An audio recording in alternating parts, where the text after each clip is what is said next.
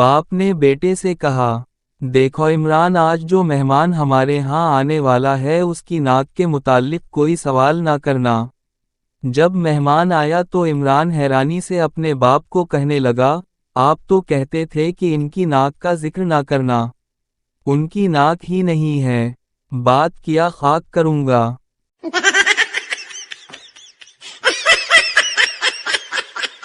एक राहगीर बोला, मेरा ख्याल है कि मैंने पहले भी कहीं आपका चेहरा देखा है।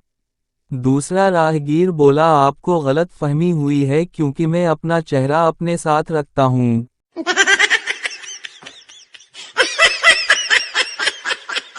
पठान का रिक्शा स्टार्ट नहीं हो रहा था, बार बार कोशिश के बाद भी कुछ नहीं हुआ।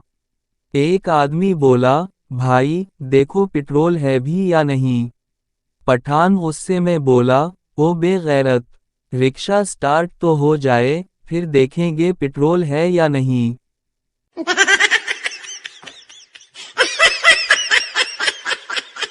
बीवी बोली, तुम मुझसे कितना प्यार करते हो।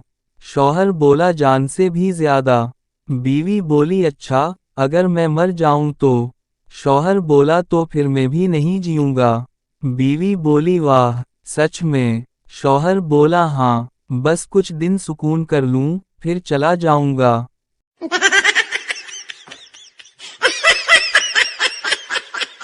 पठान डॉक्टर के पास गया और बोला, डॉक्टर साहब, मेरे दिमाग में बहुत दर्द है। डॉक्टर बोला, कभी ज्यादा सोचते हो। पठान बोला, हाँ, कल ही सोचा कि अगर जमीन गोल है तो मैं जहां खड़ा हूं वो जगह नीचे क्यों नहीं गिरती।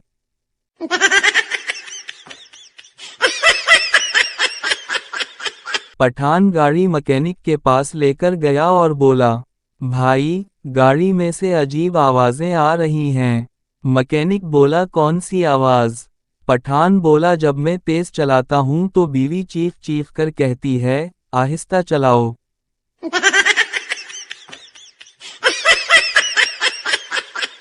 सास के मरने के बाद दामाद ने बड़ा सा फोटो फ्रेम लगाया और नीचे लिखा, पहली बार किसी ने घर में सुकून पैदा किया।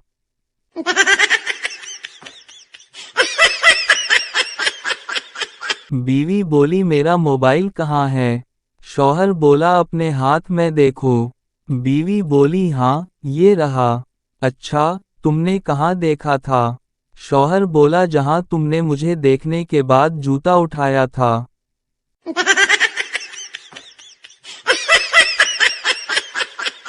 पठान मस्जिद में गया, जूते बाहर उतारे और अंदर जाकर दुआ मांगने लगा, या अल्लाह, अगर मेरा जूता चोरी हो जाए तो जिसने चोरी किया इसका पाँव तोड़ देना। दूसरी तरफ से आवाज आई, और अगर मैं ना चोरी करूं तो मेरा जूता मत पहन लेना।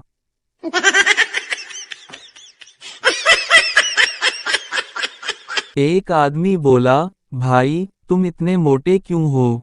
पठान बोला, भाई, जब छोटा था तो अम्मी कहती थीं, बेटा खाया कर वरना कमजोर हो जाएगा। आदमी बोला, फिर अब क्यों खा रहे हो। पठान बोला, अब बीवी कहती है, बेटा खाया कर वरना नजर लग जाएगी।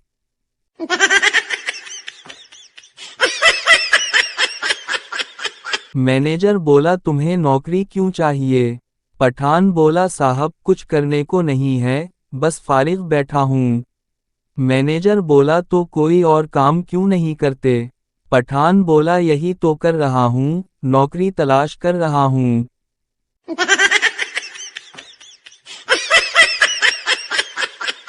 बीवी बोली, मैं अपने अब्बू के घर जा रही हूँ।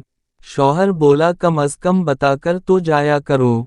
बीवी बोली, ओह, तुम्हें याद आता है जब तुम क्रिकेट देखने बैठते हो।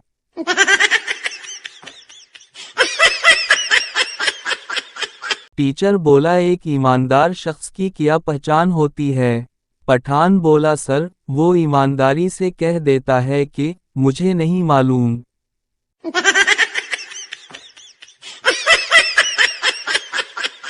पठान बोला, यार, चलो चाय पीने चलते हैं। दोस्त बोला, पैसे हैं। पठान बोला, नहीं, पर एक आइडिया है। दोस्त बोला, किया। पठान बोला होटल जाकर चाय के बर्तन धोकर पैसे दे देंगे।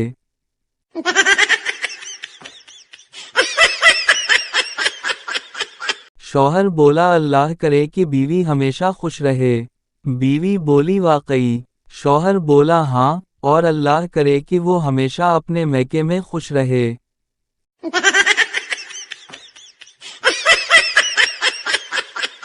मुसाफिर बोला भाई, रिक्शा की ब्रेकें खराब हैं।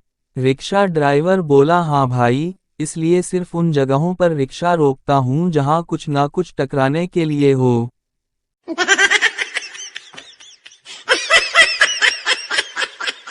सास बोली मुझे अपनी बेटी से सच्ची मोहब्बत है। दामाद बोला जी हाँ, उसीलिए हर दूसरे दिन हमारे घर रहने आ जाती हैं।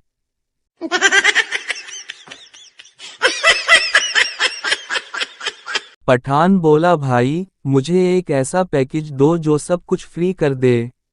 शॉपकीपर बोला सब कुछ। पठान बोला हाँ, फ्री कॉल, फ्री नेट, और सबसे अहम, फ्री बीवी का दिमाग।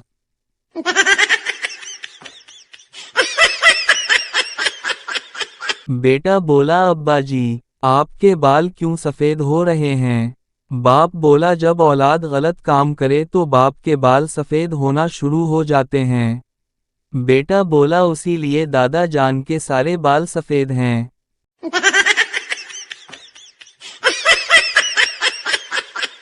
दादा बोला, बेटे सुबह सवेरे उठा करो, इसके बड़े फायदे हैं। देखो जो चिड़िया सुबह सवेरे उठती हैं इन्हें कीड़े मकोड़े खाने को मिल जाते हैं। पोते ने कहा, जो कीड़े सुबह सवेरे उठते हैं, इन्हें सुबह सवेरे उठने की सज़ा भी तो मिलती है।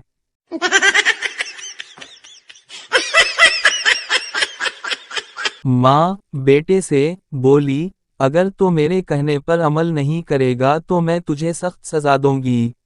बेटा मासूमियत से बोला, माँ ऐसी कौन सी सज़ा दोगी? माँ ने कहा, मैं तुझे क्रिकेट का खिलाड़ी बना दूंगी और तो सारी उम्र धूप में जलता रहेगा।